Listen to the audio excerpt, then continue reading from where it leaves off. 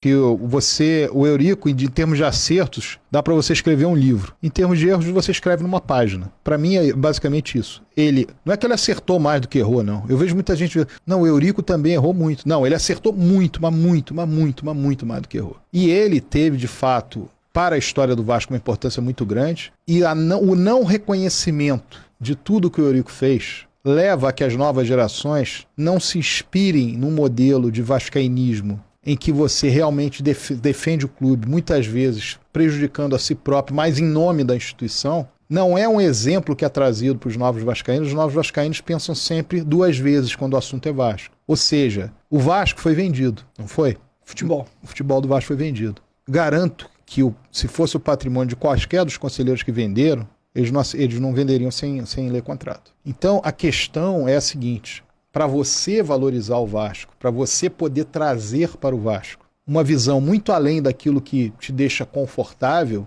é muito difícil. Mas é o caminho para o Vasco ser forte e superar seus rivais. O Vasco normalmente superou em todos os esportes, em todas as competições em que ele disputou, muitas vezes os adversários mais fortes, porque o Vasco tinha muito a gana e a dedicação integral de muitos vascaínos. O Vasco tem em seu quadro, no Conselho de Beneméritos, gente que perdeu tudo por causa do Vasco. Gente que se doou pelo Vasco. Gente que ama o Vasco. E tudo isso está sendo trazido para uma nova geração como algo que não tem a devida importância ou que não foi dessa maneira, porque a história é mal contada.